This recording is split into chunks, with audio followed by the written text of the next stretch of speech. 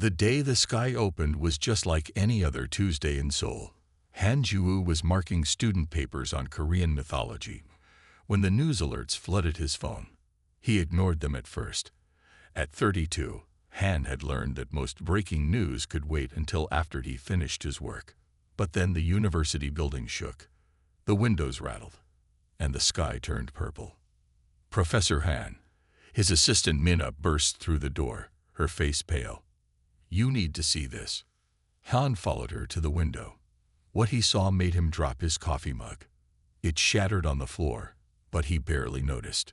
A massive ship hung over the city. It was beautiful, like liquid silver shaped into a perfect sphere.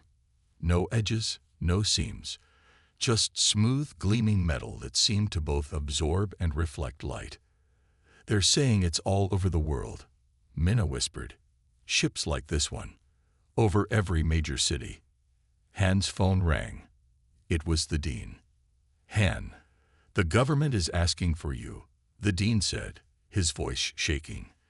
"They're requesting experts in cultural studies and mythology. A car is coming for you." "For me? Why?"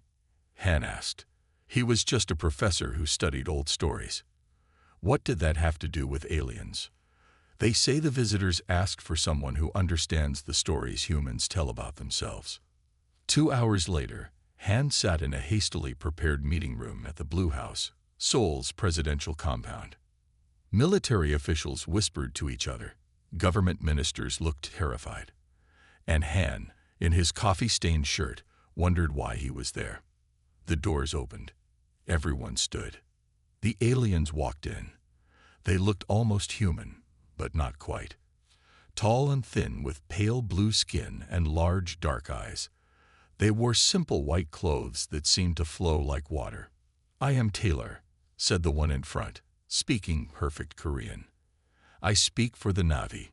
We come in peace, to learn and to share knowledge." The president stepped forward with practiced diplomacy. After formal greetings and assurances of peaceful intentions, Teller turned to look directly at Han. "You study your people's stories." Han nodded, surprised. "Yes, I'm a professor of comparative mythology." Taylor smiled. It was an almost human expression. "Good. Your myths interest us greatly. They are unique." Later, as the official meeting ended, Teller approached Han again. "Your species has a rich imagination," the alien said. "So many stories of impossible beings and magic powers. Dragons and gods and spirits. It is charming." Han felt a strange defensiveness. These stories helped us understand our world before we had science. "Of course," Teller said, with what sounded like pity. "All developing species create fantasies to explain what they don't understand. You'll outgrow them eventually." Over the next week, the world changed. The Navy established an embassy in Seoul's Gwanghwamun Square, a gleaming tower that seemed to defy physics. Han was appointed as the official liaison between humanity and the Navy for cultural affairs. "They're so advanced," Han told his colleague and old friend Kim Do-yeon over drinks. "Their technology might as well be magic to us, and yet they look at our myths like they're children's stories." Do-yeon, who specialized in Korean folk traditions, frowned. "They're arrogant. Just because they can travel between stars doesn't mean they understand everything." Han's phone buzzed. A message from Taylor. "We would like you to compile a complete catalog of Earth's myths and legends. All cultures, all time periods. Can you begin tomorrow?" Han showed the message to Do-yeon. "Why do they care about our childish stories?" Do-yeon asked. Han didn't know. But the next day, he began the catalog, not realizing he was taking the first step toward changing humanity's relationship with the universe forever. As he worked, organizing myths by region and theme, Han never suspected that across Seoul, an old woman was meeting a Dokebi, a goblin from Korean folklore, on a mountain path. Or that in Norway, fishermen were reporting something massive moving beneath their boat, something with tentacles that reached up from the deep. The myths were waking up, and the world would never be the same. Han Ju-woo's small office at Seoul National University was now too small for the task. The walls were covered with maps, each marked with colored pins showing where different myths came from. His computer held thousands of files. Every day, more stories arrived from scholars around the world. "How can we possibly organize all this?" asked Do-hyun, scanning through a folder of Native American legends. Dark circles hung under his eyes. Neither of them had slept much in the 2 weeks since the Navi arrived. "Teller wants everything," Han said, rubbing his tired eyes. "Every god, every monster, every hero from every culture." Han's phone buzzed. Another message from Teller. "We will visit your workspace tomorrow. Please prepare a presentation on Korean myths first." Do-hyun frowned. Why are they so interested in our stories if they think they're just primitive nonsense? Han had wondered the same thing. The Navy were thousands of years ahead of humans in technology, but they spent hours studying ancient human stories about monsters and magic. "Maybe they study all species this way," Han said, "like how we study ants." "I don't like being an ant," Do-hyun muttered. The next day, Teller arrived with 2 other Navi scientists. They moved with perfect grace, as if gravity affected them differently. Their large, dark eyes scanned the office, taking in the maps and books. "You have been busy," Teller said. "Show us what you have collected." Han led them to the Korean section first. "These are our oldest myths," he explained, pointing to stories of mountain gods and water spirits. "And these are dakibi, a kind of goblin that can be helpful or play tricks." One of the Navi scientists made notes on a thin, clear tablet. "And the kumiho?" Teller asked. "The 9-tailed fox. Tell us more about this creature." Han was surprised by their specific interest. The kumiho is a fox that lives for 1,000 years and grows 9 tails.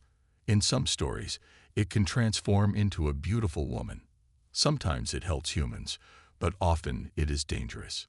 Teller and the other Navi exchanged quick looks.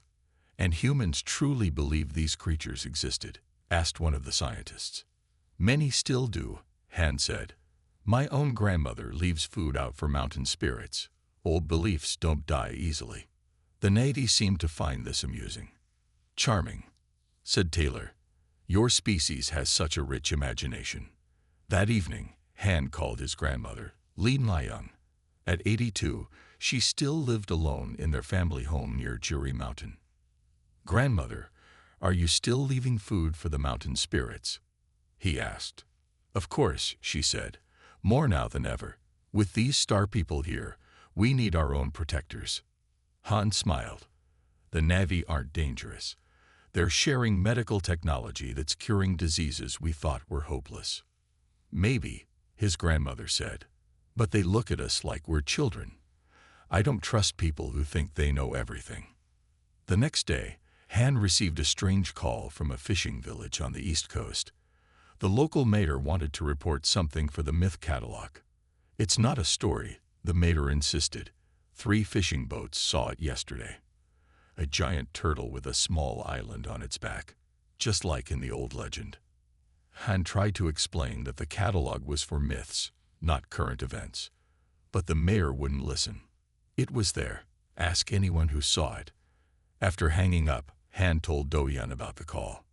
"People are getting caught up in alien fever," Do-hyun said. "They're seeing things that aren't there." But the next day, a news report showed blurry photos of something large in the sea off Korea's east coast. Experts called it a floating mass of seaweed and debris. Han wasn't so sure. The shape in the photos looked remarkably like the giant turtle from the legend, the one that carried a miniature mountain on its shell. That evening, Teller requested all information on water-dwelling mythical creatures from around the world. "Is there a problem?" Han asked. "Not at all," Teller said smoothly. "Just scientific curiosity. Your Earth's oceans are fascinating." But Han noticed the slight tension in Teller's voice. For the first time, the Navy seemed worried about something. As Han worked late into the night, adding sea monsters to the catalog, reports of strange sightings continued to come in from around the world. Most were easy to dismiss: shadows, tricks of light, overactive imaginations. But some were harder to explain, and they were increasing. Han's phone rang at 3:17 a.m. He fumbled in the dark, nearly knocking over a glass of water. "Hello," he mumbled. "Han, it's me." It was his grandmother. Her voice sounded strange, excited, and scared at the same time.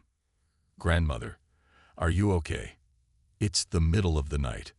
I met one," she said. "A Dokavi. A real one." Han sat up, now fully awake. "Grandmother, you were dreaming." "No," her voice was firm. "I went to pick mushrooms on the mountain path. I got lost when it got dark." Then he appeared, short, with a funny nose and a hat. He carried a magic club just like in the stories. "Grandmother, he led me home, Han. When I tried to thank him, he vanished. But he left this." "Left what?" "Come see for yourself," she said, then hung up. Han tried to go back to sleep but couldn't. At dawn, he called Do-yun. "My grandmother thinks she saw a Dokavi," he explained. "The aliens are making everyone crazy," Do-yun said. "Yesterday, a professor in the biology department claimed he saw a dragon flying over the Han River." A dragon. Han felt a chill. People are seeing what they expect to see. It's mass hysteria. But Han wasn't convinced. "I'm going to visit my grandmother this weekend." "Good idea. Make sure she's okay." When Han arrived at his grandmother's house Saturday morning, she was waiting on the porch. She looked perfectly normal, not like someone having delusions. "Show me what the Dokavi left," Han said after they had tea. His grandmother went to an old wooden chest and took out something wrapped in cloth. She placed it on the table and carefully unwrapped it. It was a small wooden club, polished smooth and carved with strange symbols. It looked ancient. "This is the Dokavi's club," she said. "He dropped it when he disappeared." Han picked it up. It felt warm, as if it had been sitting in the sun, though it had been inside the chest. "Grandmother, where did you really get this?" "I told you. The Dokavi dropped it." Han sighed and put the club down. "I should get back to Seoul tonight." His grandmother looked disappointed. "You don't believe me. That's okay. But take the club. Study it. You'll see I'm telling the truth." To make her happy, Han wrapped the club and put it in his bag. That night, back in his apartment, he examined the club more carefully. The wood wasn't like anything he recognized. The symbols carved into it weren't from any language he knew. His phone buzzed. It was a news alert. Dora A. King. Norwegian research vessel attacked by unknown sea creature. Han clicked on the link. The article showed blurry photos of something huge wrapped around a ship. The creature had disappeared before clear pictures could be taken, but witnesses described massive tentacles pulling at the ship. "Just like the Kraken," Han whispered. Another alert popped up. "Strange winged serpent sighted in Mexico City." Then another. "Giant footprints found in Himalayan snow." Han's hand shook as he called Do-yun. "Are you seeing the news?" he asked when Do-yun answered. "Yes. It's happening all over." "This isn't mass hysteria," Han said. "Something real is happening." His doorbell rang. When Han opened the door, Teller stood there. "May I come in?" the Navi asked. Han stepped aside, surprised to see the alien at his apartment. Teller walked straight to Han's bag and picked up the wrapped club. "Where did you get this?" Teller asked, unwrapping it. "My grandmother. She claims a Dokavi gave it to her." Teller studied the club, then looked at Han with an expression that might have been fear. "It's starting," Teller said, "faster than we expected." "What's starting? What do you know about this?" Teller put the club down carefully. "You should come with me to the embassy. Now, bring the club." "Not until you tell me what's happening," Han insisted. Teller's large eyes blinked slowly. "Your myths, Han. They're not just stories. They never were." "What do you mean?" "Your grandmother really did meet a Dokavi. The ship in Norway was attacked by what you call a kraken. The winged serpent in Mexico was Quetzalcoatl. Han felt dizzy. That's impossible. No, Teller said. It was inevitable. It's happened on every world we visited, but never this quickly. Taylor looked at the club again. Your world's myths are waking up, Han, and we accidentally triggered it. Han stared at the maps covering the wall of his office. Red pins marked where mythical creatures had been seen. Yellow pins showed where the Navy had conducted their studies of local myths. The pattern was clear, too clear to be a coincidence. Every sighting happens within days of the Navy studying that particular myth, Han explained to Do-Yun. First they asked about the Kumio. Then 3 Kumiho sightings were reported near Seoul. Do-Yun leaned closer to the map, and here they requested information about water dragons from China last week. And now there are reports of a dragon in the Yangtze River, Han finished. The door opened, and Park Jae-in walked in. She taught quantum physics at the university and had become friends with Han since the Na'vi arrived. I got your message, she said. You think the Na'vi are causing mythical creatures to appear? Han nodded. Not on purpose, I think, but there's a clear connection. Jae-in studied the map. Her sharp eyes moved from pin to pin. May I see the data you've collected? Han handed her a tablet with a spreadsheet. It showed each creature, when and where it was seen, and when the Na'vi had studied that particular myth. The time delay is getting shorter, Jae-in noted. The first appearances happened weeks after the Navy studied those myths. Now it's happening within days or even hours. What does it mean? Asked Do-Yun. Jae-in sat down, thinking. In quantum physics, we talk about how observation affects reality. The act of measuring something can change its state. You think the Na'vi are measuring our myths into existence? Han asked. Not exactly, but their technology might be interacting with something we don't understand.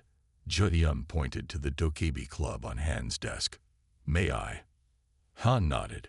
Jae-in picked up the club and examined it carefully. This gives off unusual energy readings, she said. I detected them as soon as I walked in. My phone's compass is spinning wildly. What kind of energy? Asked Do-Yun. I'm not sure. It doesn't match anything I know. Han's phone rang. It was Taylor. There has been another incident, the Navy said. A phoenix was seen over Cairo. We need to meet. An hour later, Han, Do-Yun, and Jae-in sat in a conference room at the Navy embassy. The building hummed with strange energy. Screens on the walls showed images from around the world, creatures from myth and legend now appearing in reality. Tiller entered with 2 other Na'vi. You figured out the pattern, Teller said, looking at Han. I'm impressed. Why didn't you tell us this would happen? Han asked. Tiller's expression was hard to read. We didn't know it would happen so quickly. On other worlds, it took years, not weeks. Other worlds. Jae-in leaned forward. This has happened before. Taylor nodded. On every world with intelligent life, their myths become real after we make contact. We thought it was just mass hysteria at first, but the evidence became too strong to ignore. But how is it possible? Do-Yun asked. One of the other Na'vi spoke. Our ships use technology that bends reality. We create doorways between dimensions to travel between stars. And these doorways are letting the myths through. Jae-in asked. Not exactly, Teller said. Your myths already exist in another layer of reality. Our presence just makes the barrier between layers thinner. Han thought about his grandmother's stories, about the Dokebi that helped her. These creatures, Han said slowly, they've always been real, haven't they? They just exist in a way we couldn't perceive before. Taylor nodded. In simple terms, yes. Your ancestors could see them. Over time, humans lost that ability. The creatures retreated to their own layer of reality. Your species began to think of them as just stories. But they were never just stories, Han said. No, Teller agreed. And now they're coming back. The question is, what will humanity do when faced with the return of its myths? On some worlds, it led to harmony. On others, Taylor didn't finish the sentence, but the grim look on the alien's face told Han everything he needed to know. War, Han said softly. It led to war. Outside the embassy window, dark clouds gathered over Seoul. Lightning flashed, illuminating a shape in the sky. It was large, serpentine, with scales that gleamed like pearls. A Korean dragon was coming home. The dragon circled over Seoul for 20 minutes before disappearing into the clouds. It didn't attack anyone. It simply flew in great loops, as if announcing its return to the world. By morning, the internet was filled with videos. There was no denying it now. No expert could explain away a 100-foot dragon with scales like blue pearls. The president has called an emergency meeting, Taylor told Han. They stood on the roof of the Navy embassy, looking at the sky where the dragon had been. World leaders are panicking. They should be, Han said. You knew this would happen, but you didn't warn us.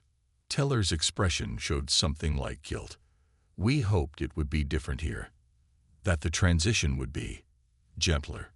Transition to what? Han asked. Before Taylor could answer, the door to the roof burst open. A human security officer ran toward them.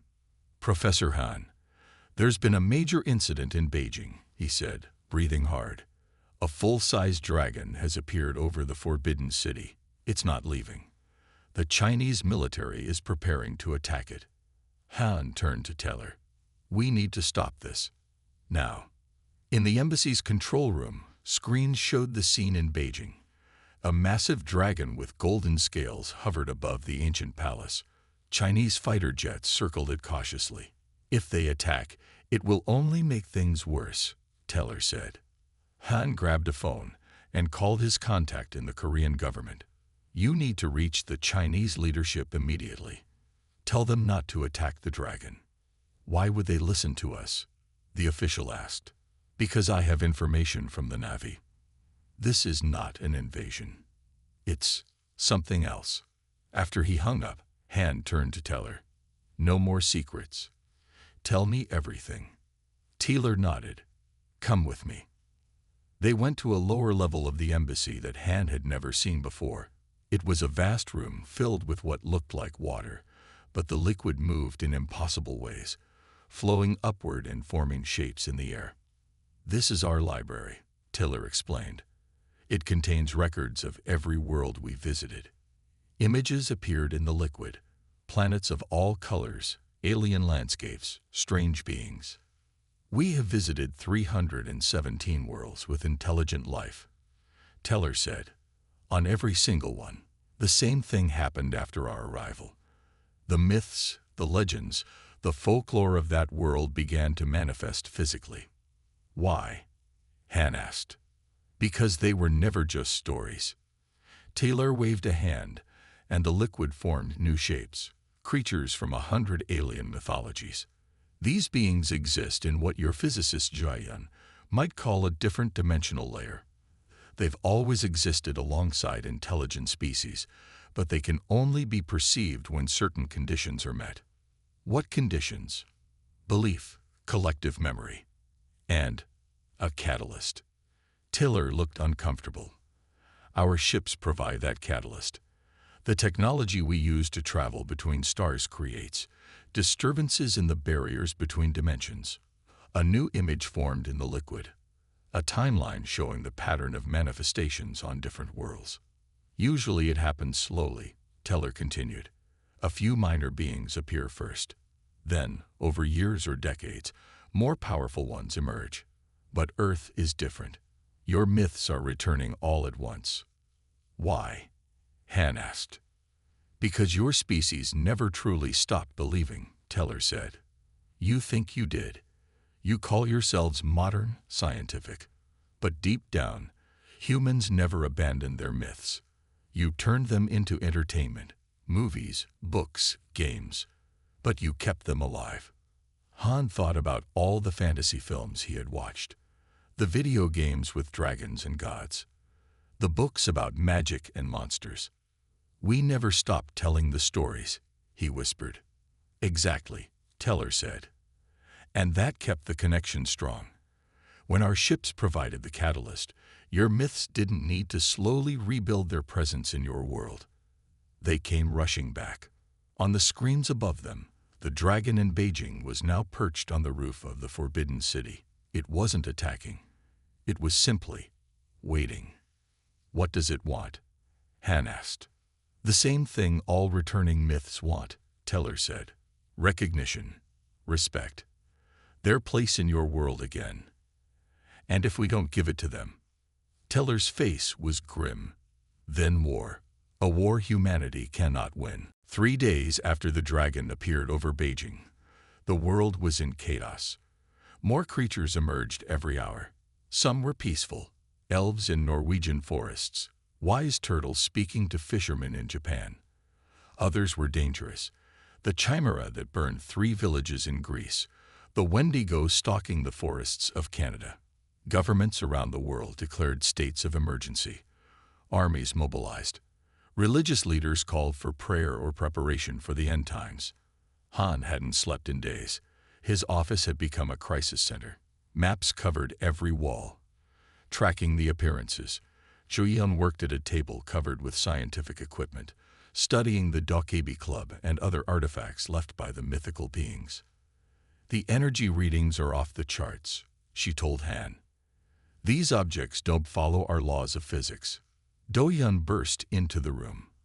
The Korean military wants access to our data, he said. They're forming a special unit to deal with the creatures. Deal with them how? Han asked. Do-Yun didn't meet his eyes. Contain them. Study them. Learn their weaknesses. You mean weapons, Han said. They want to fight. Can you blame them? That sea serpent sank 2 Navy ships yesterday. Han rubbed his tired eyes. Those ships attacked it first. The door opened again. A messenger handed Han a note. From your grandmother, the young man said. Han opened it quickly. The note was short. Come home. The mountain spirits have a message for you. Han looked at his friends. I need to go to Jury Mountain. My grandmother says the mountain spirits want to talk. Mountain spirits. Do-Yun laughed bitterly. While you're chatting with spirits, I'll be helping our government protect people from monsters. Do-Yun. Han reached for his friend, but Do-Yun stepped away. We need to be practical, Han. These things are powerful. If we can learn to control them, maybe humans won't end up as footnotes in history. After Do-Yun left, Jia-Yun put her hand on Han's arm. I'll go with you to your grandmother's, she said. The scientific equipment here isn't helping anyway. Perhaps we need a different approach. They drove all night to reach the small village at the foot of Jury Mountain. The roads were mostly empty. People were afraid to leave their homes. Han's grandmother was waiting on her porch, a small oil lamp casting a warm glow in the early morning darkness. You came, she said, hugging Han. And you brought a friend. This is Dr. Park Ju-Yen, Han said. She's helping me understand what's happening. His grandmother nodded to Jia-Yun. Good. We need smart people now. Come inside.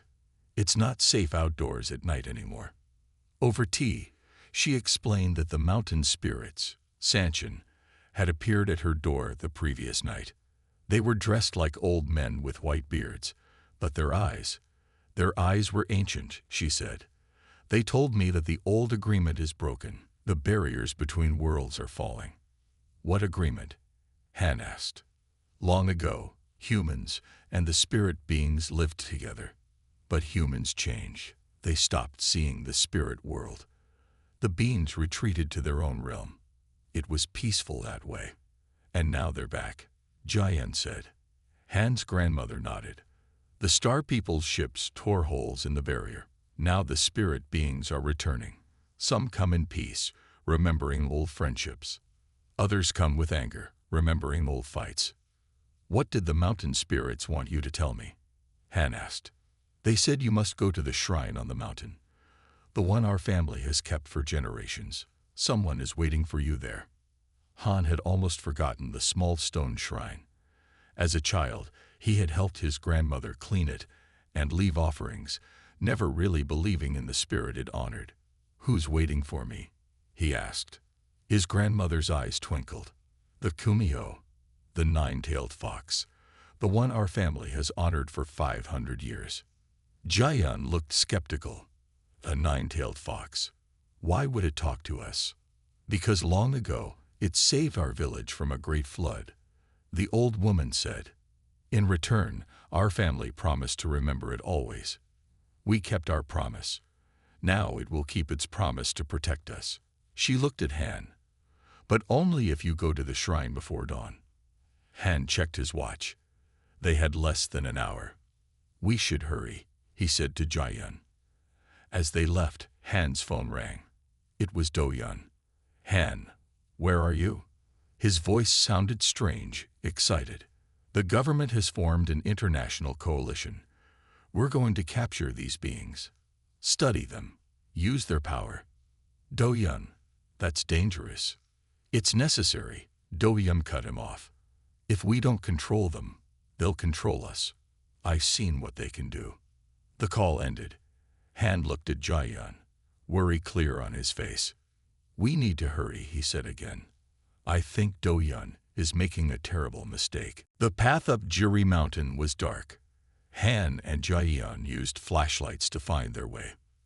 The forest seemed to watch them. Eyes gleamed between trees. Strange sounds echoed in the night. "Are you sure about this?" Jayan whispered. "What if it's dangerous?" "My grandmother has always been right about these things," Han said. "I should have listened to her sooner."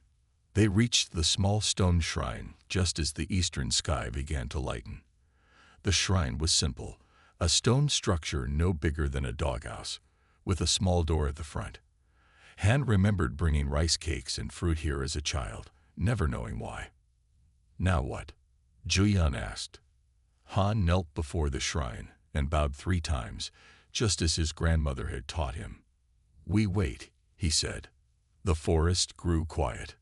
Even the wind stopped. The first ray of sunlight broke through the trees. And then she appeared.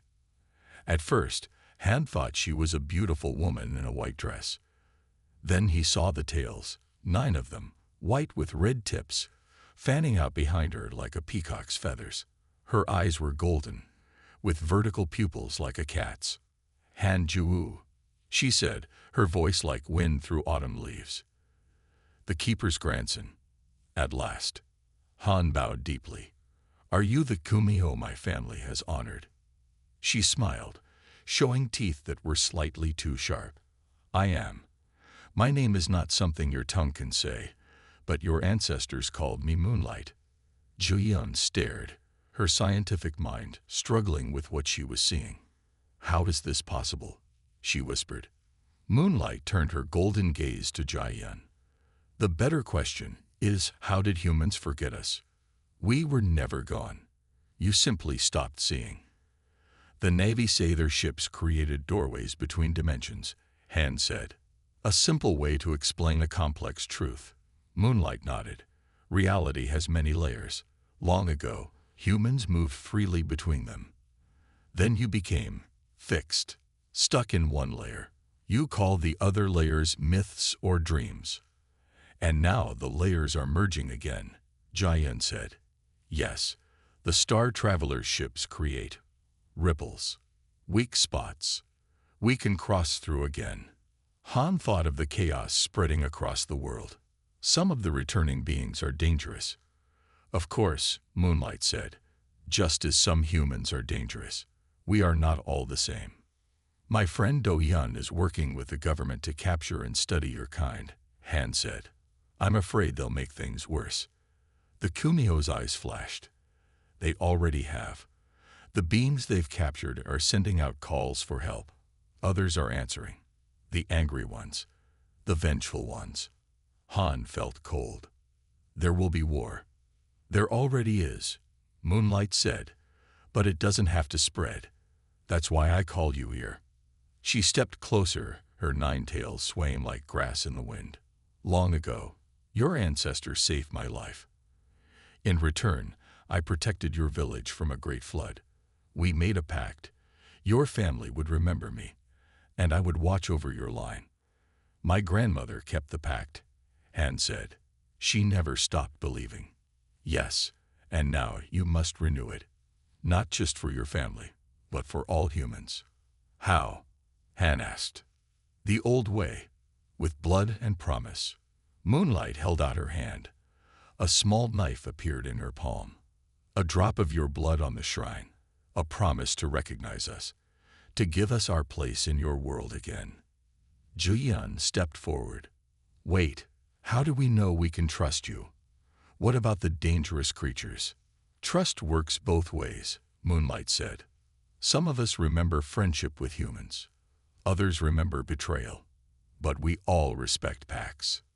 Han took the knife. If I do this, will you help stop the war? I will speak for humans to my kind. I will tell them that not all humans have forgotten the old ways. That peace is possible. Han pricked his finger. A drop of blood fell onto the stone shrine. I promise to remember, to honor the pact between our worlds. The blood seemed to sink into the stone, disappearing completely. Moonlight smiled. It is done. The first pact of the new age. Her expression grew serious. Now we must hurry. Your friend Doyun has captured a dragon. If it dies in captivity, there will be no stopping the war that follows. She held out her hands to Han and Jiayun. Come, I will show you a faster way down the mountain. As they took her hands, the world around them seemed to shift and bend, like looking through moving water. The forest blurred. Han realized they were crossing between the layers of reality, guided by a being his ancestors had called a god. One moment, they were on the mountain. The next, they stood outside a large military base near Seoul. The journey that should have taken hours had happened in seconds. How did you do that? Jiayun asked Moonlight, her eyes wide. I walked between, the Kumiho said simply. The paths are open again. Han looked at the military base. Tall fences topped with barbed wire surrounded it. Armed soldiers guarded the gates. Behind the fence, he could see a massive hangar with a roof that opened to the sky. The dragon is in there, Moonlight said. I can feel its pain. How do we get in? Han asked. They won't just let us walk through the front gate. Moonlight smiled. They won't see us if I don't wish it. She touched their shoulders. The world shimmered around them. Han felt strange, as if he were slightly out of sync with reality. Now we can pass, Moonlight said, but we must be quick. I cannot hide us forever. They walked straight toward the gate. The guards looked right through them, their eyes unfocused. Han felt a chill as they passed within inches of a soldier who didn't react at all. Once inside, they followed Moonlight to the large hangar. Through a window, Han saw something that made his blood run cold. The dragon was chained to the floor. Its beautiful blue scales were dull with pain. Scientists in hazmat suits took samples from its body. Armed guards stood nearby with strange weapons that glowed with unearthly light. And there was Doyun, standing in the center, directing everything. He wore a military uniform now, with badges of rank on his shoulders. We need to stop this, Han said. Yes, Moonlight agreed, but carefully. If the dragon lashes out in fear, many will die. They entered the hangar through a side door. Moonlight kept them hidden from human eyes, but Han noticed the dragon's great head turned slightly in their direction. It could sense them. They moved closer until they could hear Doyun speaking to a group of officials. The scales are impervious to normal weapons, he was saying. But we've learned they're vulnerable to the energy weapons we developed using Navi technology. We've also found ways to extract their essence. A scientist held up a glowing vial filled with shimmering blue liquid. This contains the concentrated power of the dragon, Doyun explained. Initial tests show it can power an entire city for a year. Imagine what we could do with this energy. You're hurting it, Han said, stepping forward. Moonlight had lifted her concealment, making them visible to everyone in the room. Guards raised their weapons. Scientists backed away in fear, especially when they saw Moonlight with her 9 tails spread wide. Han. Do-hyun looked shocked. How did you get in here? Then his eyes fixed on Moonlight. And what is that? I am Kumio, Moonlight said, her voice echoing strangely in the large space. And you have taken what is not yours to take. The dragon lifted its massive head, focusing its ancient eyes on Moonlight. Something passed between them. A communication Han couldn't understand. Do-hyun, Han said urgently, you need to release the dragon. What you're doing will start a war we can't win. War? Do-hyun laughed. We're the ones with the weapons now. We've learned how to hold them, how to hurt them. And you think that makes you safe? Moonlight's voice was cold. You have captured one young dragon. Do you think its parents will not come? Do you think the other beings will stand by while you torture their kind? As if in answer to her words, the ground began to shake. Outside, the sky darkened suddenly, though it was only mid-morning. What's happening? One of the officials asked, looking afraid for the first time. Jae-yun checked her phone. Reports coming in from around the world. Massive creatures appearing everywhere. They're heading toward military installations. They're coming for their young one, Moonlight said. The dragon called, and they answered. Do-hyun's face paled. We can fight them. You will lose, Moonlight said simply, unless you choose another path. Han stepped toward his friend. Do-hyun, please. There's another way. Not control, but cooperation. They were never our enemies until we made them so. The building shook again. Through the open roof of the hangar, Han could see shapes in the dark clouds. Massive, winged forms circling overhead. Do-hyun looked up, then at the captive dragon, then at Han. For the first time, doubt showed in his eyes. It's not too late, Han said, holding out his hand. We can still fix this. For a long moment, Do-hyun stared at Han's outstretched hand. Outside, the sky grew darker. The shapes of massive dragons circled above the base. Inside, the captured dragon watched with ancient eyes. We can't just surrender, Do-hyun said, his voice uncertain.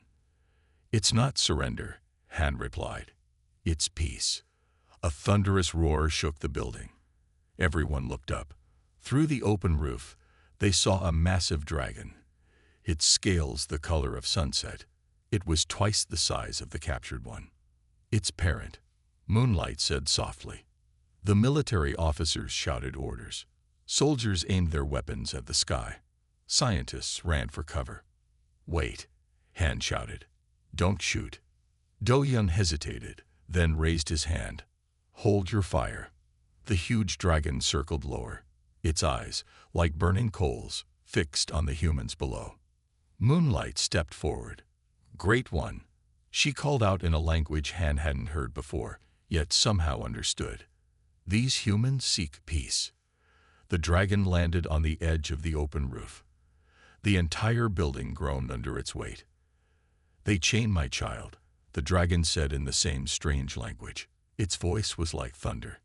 They steal its power. What peace can there be? Han stepped forward. We were wrong, he said, surprising himself by speaking in the dragon's language. The words felt ancient in his mouth. We acted out of fear and greed. But we can learn. We can change. The dragon's burning gaze turned to Han. Why should we trust humans? You forgot us. You called us stories. Not all of us, Han said. He gestured to his grandmother, who had somehow appeared at the hangar entrance. She walked slowly toward them, a small figure unafraid of the massive creatures. My family remembered. Han continued. We kept our promise to Moonlight. Now I offer a new promise on behalf of humanity. Han, Do-hyun whispered, what are you doing? Saving us all, Han replied. Then to the dragon. Release my friend's child. In return, we will create a new covenant between our kinds. The great dragon considered this. What terms do you offer? Han thought quickly. Respect for your territories. Sacred spaces where your kind can live undisturbed. And knowledge. We will learn from each other. And in return, the dragon asked. Peace, Han said simply, and help against the dangers that threaten us all. The stars are full of wonders and terrors. We would face them as allies, not enemies. The dragon was silent for a long moment. Then it nodded its massive head. Release my child first, then we will talk of covenants. Do-hyun looked at Han, then at the scientists and soldiers. Finally, he nodded. Release the restraints.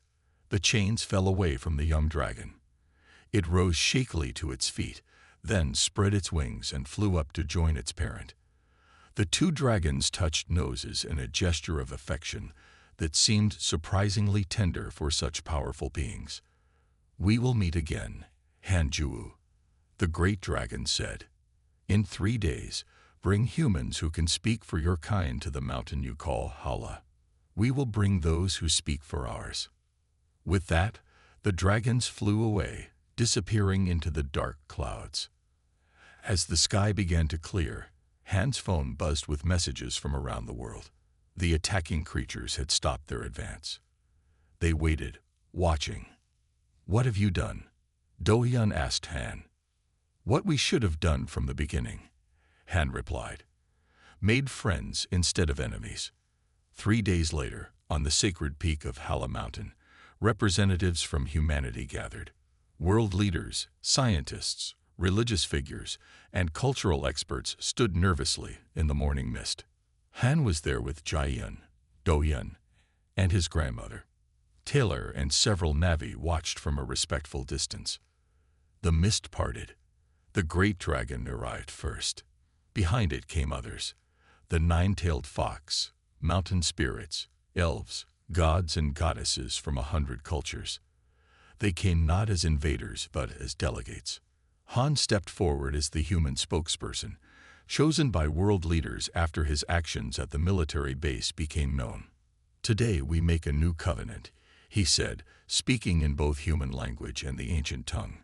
Not between masters and servants, but between equals.